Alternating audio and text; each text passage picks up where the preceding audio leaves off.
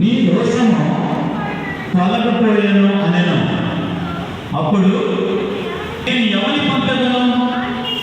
మా నిమిత్తము ఎవరితోనని ప్రభువు సెలవీయగా వింటిని. అంతటి నేను చిత్తగించుము, నేనున్నాను, నన్ను పంపుమనగా ఆయన నీవు పోయి ఈ జనులతో దేవుడు తన పరిశుద్ధ వాక్యాన్ని జీవించుకుంటారు. చాలా దేవుడికి స్తోత్రం. దేవుడు పిల్లారా, పరిశుద్ధాత్మ దేవుడు, ఆదియందు ఉన్న దేవుడు, త్రిత్వమై ఉన్న దేవుడు, నిన్న నేడు ఒకే రీతిగా ఉన్న దేవుడైన మన తండ్రి అయిన యెహోవా దేవుడు, యేసుక్రీస్తు కుమారుడైన యేసుక్రీస్తు ప్రభువారు, పరిశుద్ధాత్మ ఆత్మదేవుడైన పరిశుద్ధాత్మ దేవుడు ముగ్గురు కలిసి త్రిత్వమై ఉన్న దేవుడని పరిశుద్ధ లేఖనాలు తెలియపరుస్తున్నాయి. దేవునికి స్తోత్రం. 3 in 1, దేవునికి మహిమ. 1 in 3 అంటే ఏకత్వం కలిగిన దేవుడు, త్రియేక దేవుడు అని మన దేవుడికి మంచి నామధేయం ఉన్నట్లు జ్ఞాపకం చేస్తామా? దేవుడి బిడ్డలారా, యేసు ఒక దేవుడు, పరిశుద్ధాత్మ దేవుడు ఒక దేవుడు, యెహోవా ఒక దేవుడు అని మనకు ముగ్గురు దేవుడు కాదు, ముగ్గురు కలిపి త్రిత్వమై ఉన్న దేవుడు మన దేవుడు, ఏకమై ఉన్న దేవుడు మన దేవుడు, ఒకే ఒక్క దేవుడు మన దేవుడు అనే సత్యాన్ని మీకు జ్ఞాపకం చేస్తున్నా. దేవునికి మహిమ కలుగుగాక. ఈ యెషయా ప్రవక్త తన దర్శనంలో దేవుణ్ణి కన్నులారా చూస్తున్నాడు. చూస్తమే కాదు, అక్కడ ఉన్న దేవదూతలు, ఆ దూతలు ఎలాంటివంటే మహాదూతలని రాయబడింది. కింద పుట్టినట్లు చూస్తే మహాదూతలు అని రాయబడింది. శరూపులు, ఈ శరూపులు దేవుని బిడ్డలారా, దేవుని కంటే పైన ఉన్నారు. దేవునికి స్తోత్రం.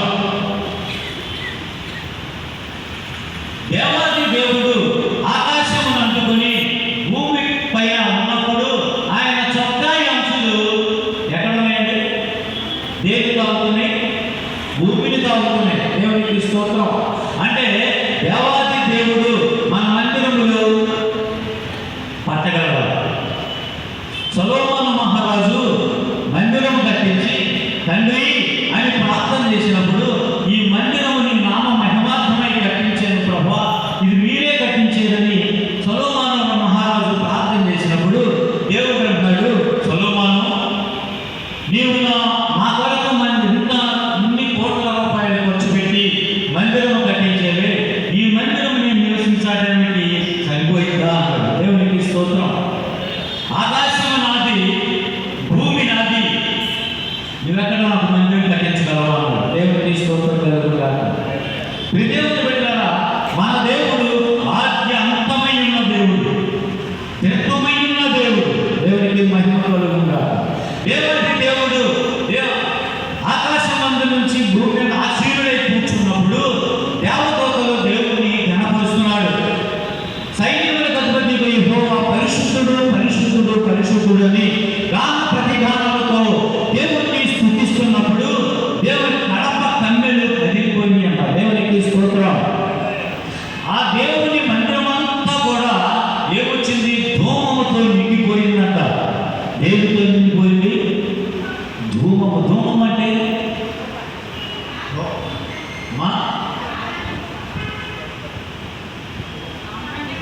సాంబ్రాణి పొగ.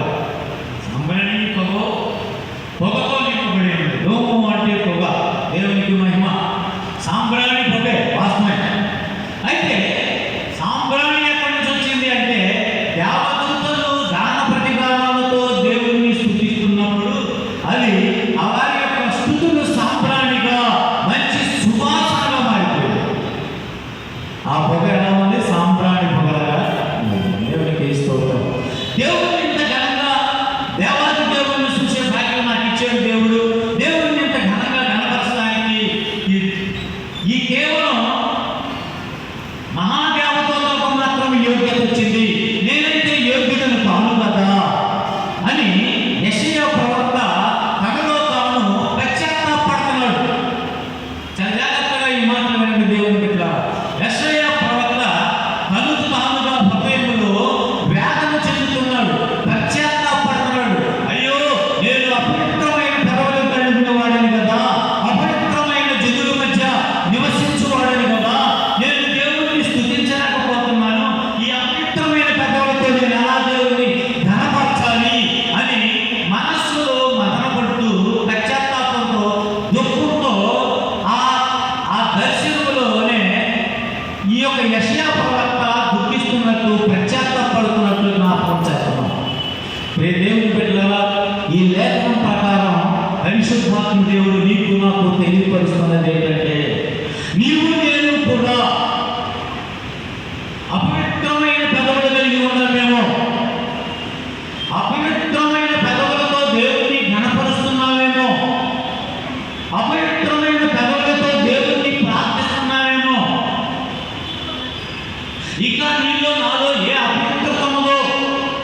ఈరోజు పరిశుద్ధాత్మ దేవుడు నీతో నాతో మాట్లాడుతున్నాడు. దేవుని బిడ్డ యెషయా ప్రవక్త ఏం పడుతున్నాడు? పశ్చాత్తాపడుతున్నాడు. ఏ విధంగా? నేను అపవిత్రమైన తత్వం కలిగిన వాడు కదా. ఏ రోజన్నా నీకు నాకు పశ్చాత్తాపం కలిగిందా? ఈ పెదవులతో దేవుడిని స్తుతిస్తున్న నీవు నేను కూడా మన పెదవులు ఎలా ఉన్నాయి?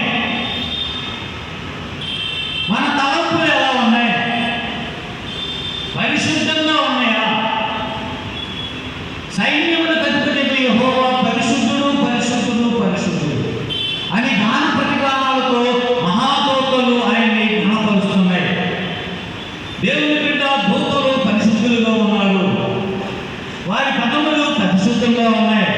మరి ఈరోజు చూస్తే యెషయా ప్రవక్త అంటాడు, అయ్యా నేను అపవిత్రమైన పదవులు కలిగిన వాడిని, నిన్ను స్తుతించడానికి నాకు యోగ్యత. మరి ఎంతమంది మనం ప్రశ్నించుకుంటాం. ఏ రోజన్నా ప్రభువా నా పెదవులు కూడా అపవిత్రమైన పెదవులు ప్రభువా, నా పెదవులను కూడా పరిశుద్ధపరచవా, నిన్ను స్తుతించే యోగ్యత మాకు నువ్వు దయచేయవా, నిన్ను ఆరాధించి నిన్ను దానం చేసి గాన ప్రతిగానాలతో నీ నామాన్ని మహింపరిచే భాగ్యము నా నోటికి నాకు నువ్వు దయచేయవా అని ఈరోజు మనం ప్రార్థన చేస్తున్నామా? ఆ పొలాలకి అప్పుడే తిడతాం. దేవుడు అప్పుడే భర్తమైన గొడవ, అప్పుడే భార్యమైన గొడవ, పెదవులతో అపవిత్రమైన మాటలు, అదే పెదవులతో ప్రభువా మీకు వందనాలయ్యా స్తోత్రాలయ్యా అన్నా. నీ స్తోత్రాలు నీ వందనాలు దేవుని చెంత గణపనయ్యా. ఈరోజు పరిశుద్ధాత్మ దేవుడు కొన్ని హెచ్చరికలు మాత్రం మాట్లాడుతున్నాడు. మన ప్రార్థన